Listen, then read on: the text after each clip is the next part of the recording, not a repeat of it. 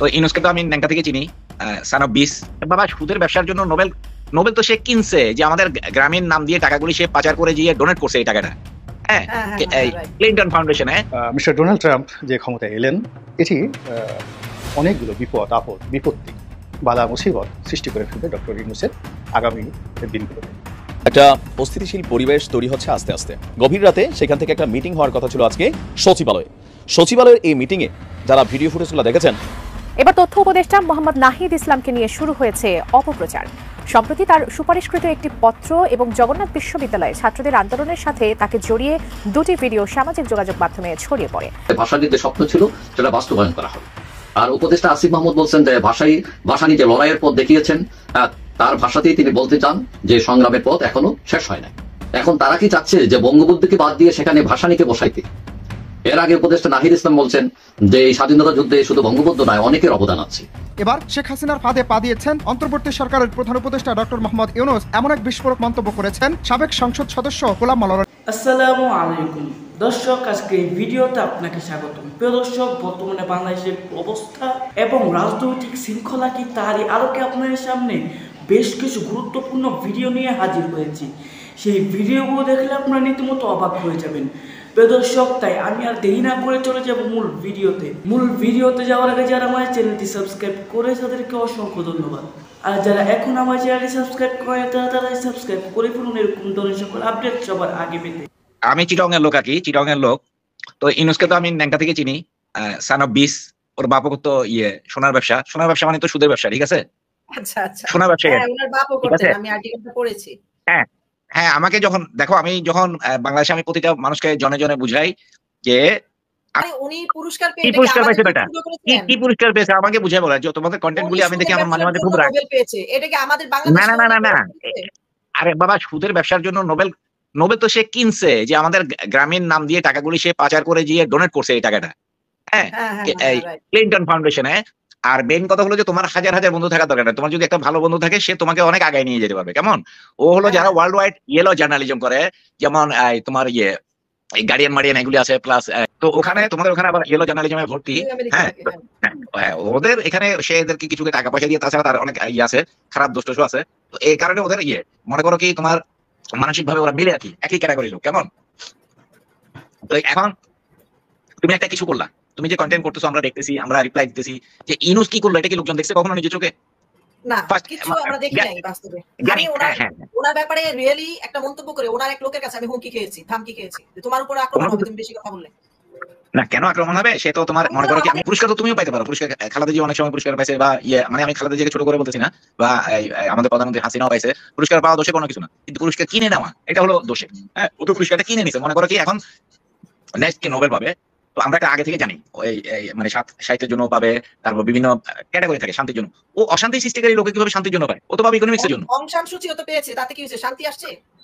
না, ইউনূস যদি নোবেল পেয়ে থাকে তাহলে তো সে পাবে নোবেলটা তোমার ইকোনমিক্সের জন্য। মাইক্রো ক্রেডিট সে করছে, মাইক্রো ক্রেডিটটা তোমার আমি বলি রেডিও আবিষ্কার করছিল কিন্তু জগদীশ চন্দ্র বসু। কেমন? ওর থিওরিটা চুরি করে ফেলছে মার্কনি চুরি করার পরে এটা রেডিওর আবিষ্কার হয়ে গেল, মার্কনি হয়ে গেল। এই মাইক্রো ক্রেডিট কনসেপ্টটা কিন্তু জার্মান ভদ্রলোকের আর কি। কেমন? যেহেতু ইউনূস চোর, ওর ব্লাডের মধ্যে চুরি চামারি বাটপারি বদমাইশি। নোবেল পাবে একজন সাংবাদিক আমাদের দেশের কবি বিখ্যাত, উনি লিখছেন 30 ওয়ার্ল্ড ক্যাম্পেইনের জন্য উনি আবার নোবেল পেতে। এটা তো গণহত্যা মনে করো কিনা? তোমার চাকরি করার কি দরকার? চাকরির দরকারটা কি? ইউনূস এসে তো প্রথম দিনে ডিক্লেয়ার করে দিল তোমাদের চাকরির দরকার নাই। উদ্যোক্তা হও, তোমরা উদ্যোক্তা হও। আন্দোলনে বললো না কেন তোমরা চাকরির পিছনে দৌড়াইও না? তাহলে তো এই আন্দোলনটা এভাবে রক্তাক্ত হতো না, হাজার হাজার ছেলে মেয়ে। না, সে তো আসলে উনি যায় চেয়ারে বসছে, ওই যে ছেলেগুলি ফকির বাচ্চাগুলি, রাস্তার ছেলে, হাসনাত, কি জানি কি জানি নাম, এরা 150 টাকা দিয়ে হাজির বিরিয়ানি খেতে খাওয়ার লোক না। ও এখন যখন কোটি কোটি টাকা দেখবে, গাড়ি দেখছে নতুন, তারা টাকাটা চুরি করে ফেললো। তোমার ট্রান্সফার বাণিজ্য করে সচিবালয়ে মানুষ তো প্রথমে আসলে ভেবা জায়গা খাই গেছে, কি ঘটনা ঘটছে আমরা তো বুঝতে পারিনি। এখন বড় বড় ব্যবসায়ীরা চিন্তা করলো যে না, এদেরকে জ্যাক করি আমরা। পরে 2 দিন পরে বুঝতে এগুলো তো কোনো কিছুই না, নাথিং। হ্যাঁ, এগুলো হলো মুখোশধারী ভণ্ড বদমাস। হ্যাঁ, একদম চূড়ান্ত পর্যায়ে লম্পট ক্যাটাগরি যারা লোক থাকে, এরা তাদের একদম এ গ্রেডের উপরের দিকে আর কি। এখন ফরিদ ভাইদের মতো মানুষরা ফরিদ ভাই করতেছে, বাট যারা কিনা আসলে আমাদের দেশকে ভালোবাসে, যারা আমার এখন খুব আশ্চর্য লাগতেছে যারা অ্যাক্টর অ্যাক্ট্রেস মানে তোমার বুদ্ধিজীবী আছে, একটা কথা বলুক, ওরা এমন ভাবে পাল্লা গেছে, সবগুলি মনে হইতেছে মানে কি না কি ঘটনা ঘটে গেছে। হ্যাঁ, জেল জুলুম অ্যারেস্ট হবে। হ্যাঁ, আপনার ফায়দা লুটবেন, ক্রিম খাবেন, বঙ্গবন্ধু কন্যা আমার তো সত্যি রাগ হলো যে ওই লোকদের উপর কথা রাখা বঙ্গবন্ধু কন্যা। আরে বঙ্গবন্ধু কন্যা উনি কি আলোচনা কন্যা নাকি? মাননীয় প্রধানমন্ত্রী বলে তো বলতেন এনাফ, কথা রাখা আবার বঙ্গবন্ধু কন্যা বলা কি দরকার? এই যে সব চামচা বদমাইশগুলি শেষ করে ফেলছে ওনাকে। এরা গিয়ে দেখেন ওই চামচারা ওদেরই লোক, ওরা কৃত্রিম ভাবে এই সমস্যাগুলো তৈরি করেছে চাটুকারিতা করে। আমি খুব ভালো করে অ্যানালাইসিস করে দেখলাম ওরা ওদেরই লোক যারা চাটুকারিতা করছে, করে এখন ওরাই আবার এটাকে দোষ উপস্থাপন করতেছে। আমি দেখলাম যে জামাতের আমিরের সাথে বসে গল্প করতেছে, উনি প্রধানমন্ত্রী দপ্তরের প্রেসের সবসময় রেগুলার থাকতেন এবং মঞ্জুরুল হাসান বুলবুল, তারপরে নোয়াখালীর ওই লোকটা যেটা প্রেস সেক্রেটারি ছিল ইকবাল সোবহান চৌধুরী। ডক্টর মোহাম্মদ ইউনূস জীবন শানে এসে যে নিয়তির খপ্পরে পড়েছেন, যে অলৌকিক পরীক্ষা নিরীক্ষার মধ্যে পড়েছেন, এটি এমন একটা জায়গাতে এসে দাঁড়িয়েছে মনে হচ্ছে তার সারা জীবনের যে অর্জন, সেই অর্জনগুলো হয়তো জলাঞ্জলি যাবে, অথবা তিনি ঘুরে দাঁড়াবেন, ইতিহাস তৈরি করবেন। এমন এক ইতিহাস, দুর্নিবাসী ইতিহাস, যা এই বঙ্গে কখনো হয়নি। একজন ৮৬ বছর বয়স্ক মানুষ সারা দুনিয়ার মান সম্মান অর্জন করে, পরিচিতি অর্জন করে এবং জীবনের বহু ক্ষেত্রে বহু সফলতা লাভ করে তিনি ৮৬ বছর বয়সে এসে রাষ্ট্র ক্ষমতা পেয়েছেন। এবং সেই রাষ্ট্র ক্ষমতা পাওয়াটা একেবারে অলৌকিক। যদি আপনি প্রকৃতির আইন মানেন তাহলে এটি মহান আল্লাহ রাব্বুল আলামিনের পক্ষ থেকে হতে পারে একটি পুরস্কার, অথবা তার সারা জীবনের অর্জনকে একেবারে জলাঞ্জলি দেওয়ার জন্য একটা ফাঁদ, নিয়তির ফাঁদ। এই কারণ হলো রাষ্ট্র ক্ষমতায় যাওয়ার জন্য তিনি নিজের থেকে কখনোই চেষ্টা করেননি। তার সেই সম্ভাবনাও ছিল না, সদিচ্ছাও ছিল না, হয়তো এই ধরনের যোগ্যতাও আল্লাহ রাব্বুল আলামিন তার ভিতরে দেননি। আমরা ডক্টর মোহাম্মদ ইউনূসকে ওভাবেই যাকে বলা হয় তোয়াজ এবং তাজিম করে আসছিলাম। তো এর কারণে কি হলো যে এই গত ৩ মাসে আমাদের জাতীয় জীবনে এমন কিছু ঘটনাগুলো ঘটেছে, যেটা কিছু প্রকাশিত হচ্ছে, বাকিটা প্রকাশিত হচ্ছে না, আগামীতে হবে, যেগুলো আসলে ওনাকে ঘিরে আমাদের যে আবেগ সেটার সঙ্গে যায় না, কিন্তু ঘটনাগুলো ঘটেছে। এরপরে দেখুন তার সঙ্গে কত ভালো সম্পর্ক ছিল বাইডেন প্রশাসনের। আমরা সবাই ধারণা করতাম যে তিনি এটা আনবেন আমেরিকা থেকে, ওটা আনবেন, এবং তার সঙ্গে আমেরিকার একটা ব্ল্যাঙ্ক চেক রয়েছে। কোনো সামরিক শক্তি ইন্ডিয়া থেকে শুরু করে কেউ ডক্টর মোহাম্মদ ইউনূসকে ঘাটাতে পারবেন না। তো সেখানে দেখা গেল সেই নির্বাচনে ডেমোক্র্যাটদের পরাজয় হলো এবং ডোনাল্ড ট্রাম্প নামক একজন খ্যাপাটে, পাগলাটে, অসাধারণ মেধাবী এবং অসাধারণ সফল জেদি একজন মানুষ তিনি আমেরিকা রাষ্ট্র ক্ষমতায় আসলেন, যার সঙ্গে ডক্টর ইউনূসের কোনো কালই ভালো সম্পর্ক ছিল না। এবং আমরা এই যাবৎকালে যতটুকু জানতে পেরেছি যে তার সঙ্গে অনেকটা দা কুমড়ার সম্পর্ক। তো সেই সম্পর্কের প্রেক্ষিতে মিস্টার ডোনাল্ড ট্রাম্প যে ক্ষমতায় এলেন, এটি অনেকগুলো বিপদ আপদ, বিপত্তি, বালা মুসিবত সৃষ্টি করে ফেলবে ডক্টর ইউনূসের আগামী দিনগুলোতে।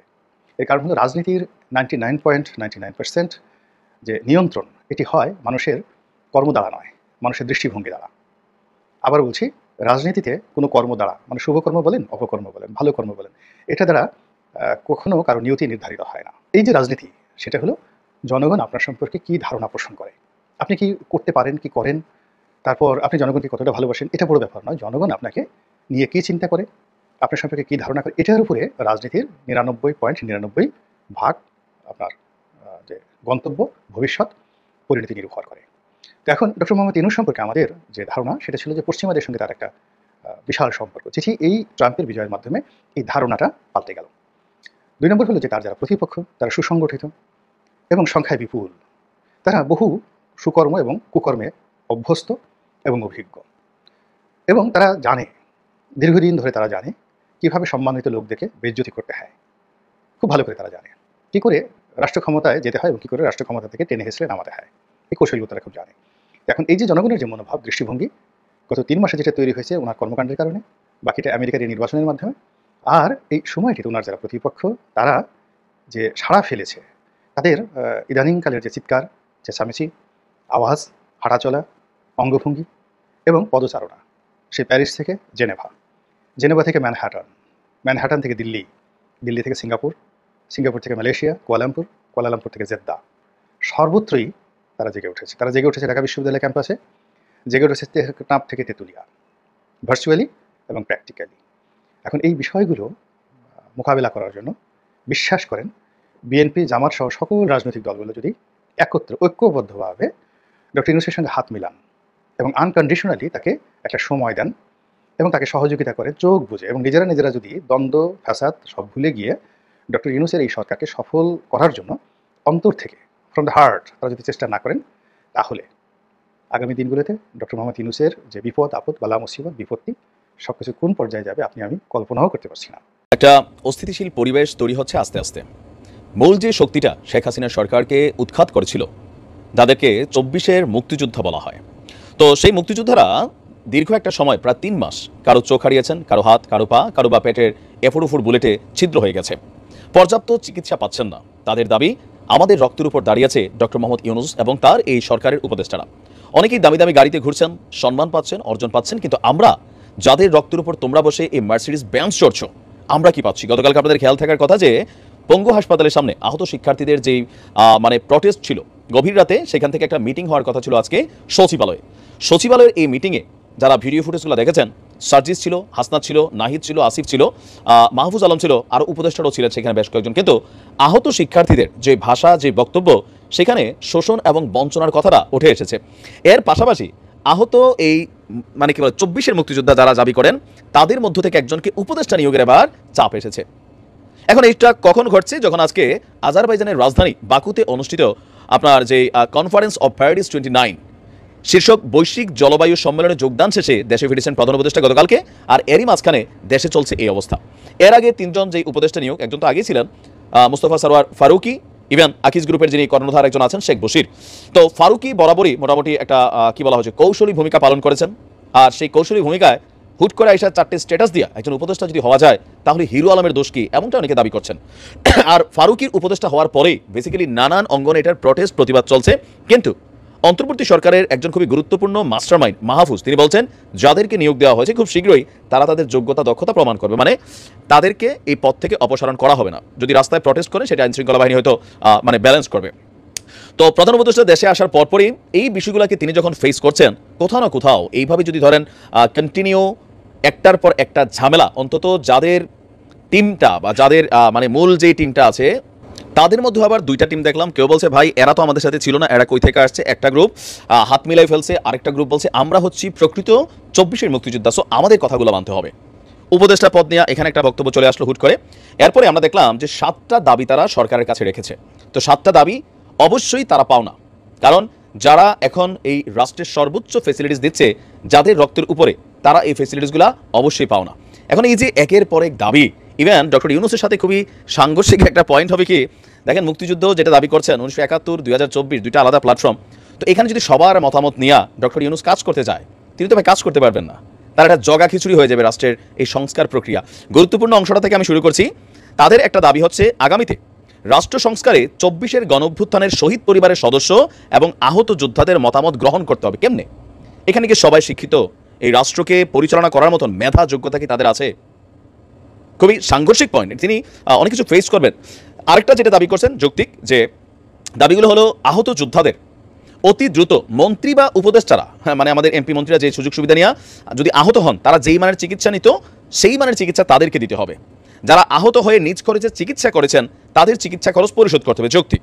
গণঅভ্যুত্থানের শহীদ পরিবার এবং আহত যোদ্ধাদের সম্মাননা কার্ডের মাধ্যমে একটি প্রজন্ম পর্যন্ত মাসিক ভাতা এবং পুনর্বাসনের ব্যবস্থা করতে হবে, যেমনটা শেখ হাসিনা সরকার মুক্তিযোদ্ধাদের জন্য করেছিলেন, বা এটা আগে থেকে চালু ছিল। আচ্ছা, এরপর বলা হচ্ছে যে আহত এবং শহীদ এবং আহত যোদ্ধাদের স্মৃতি ফাউন্ডেশন নামে জাদুঘর নির্মাণ করে প্রতি বছর 1 জুলাই হতে 5 আগস্ট পর্যন্ত শহীদদের স্মরণে গণস্বাক্ষর কর্মসূচির আয়োজন করতে হবে।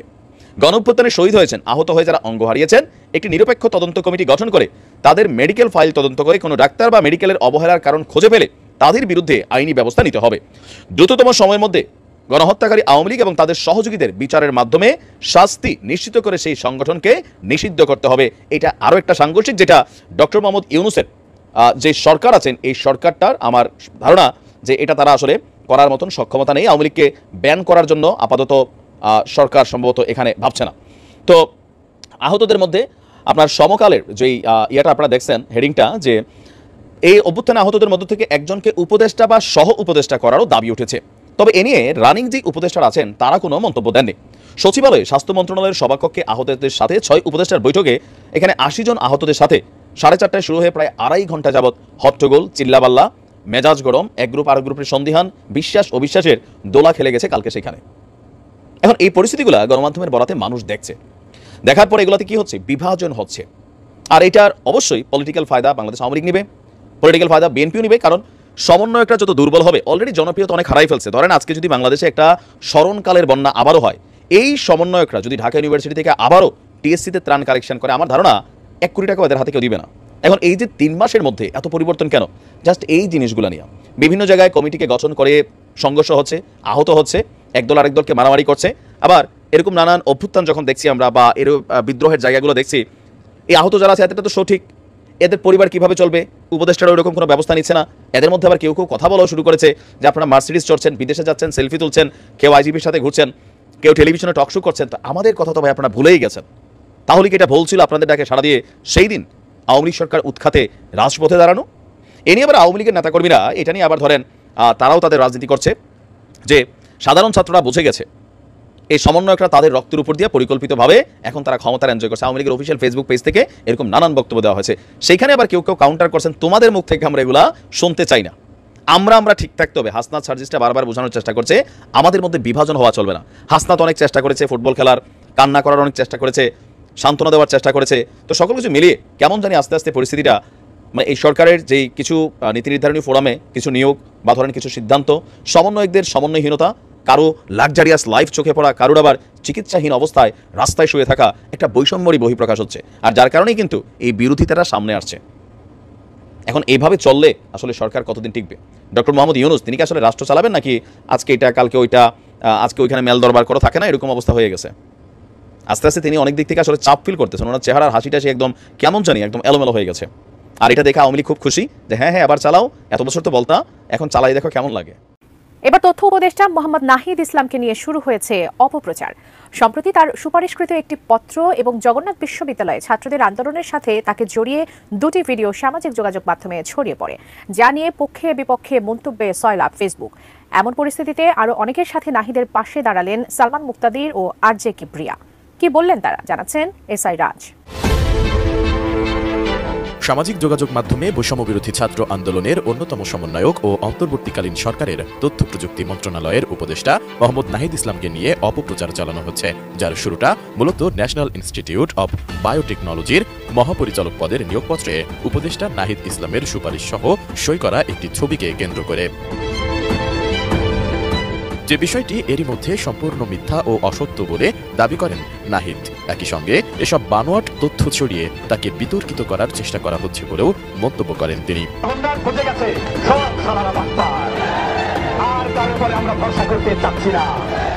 এদিকে জগন্নাথ বিশ্ববিদ্যালয়ের চলমান হল আন্দোলনকে কেন্দ্র করে একটি ভিডিও সামাজিক যোগাযোগ মাধ্যমে ভাইরাল হয়েছে, যেখানে নাহিদ ইসলামকে নিয়েও চালানো হচ্ছে অপপ্রচার। ওই আন্দোলনের এই স্লোগানকে নিয়ে অপপ্রচার চালানো হচ্ছে। বলা হচ্ছে নাহিদের সামনেই বা তাকে উদ্দেশ্য করেই এই স্লোগানটি দেওয়া হয়েছে, কিন্তু মূলত এই স্লোগানের ব্যাখ্যা হলো এটা সম্পূর্ণ হল আন্দোলনকে কেন্দ্র করে দেওয়া স্লোগান।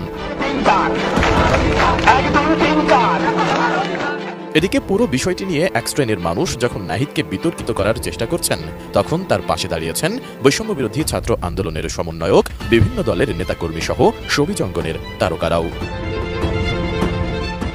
12 নভেম্বর রাত থেকেই উই আর নাহিদ হ্যাশট্যাগে ছেয়ে যায় ফেসবুক।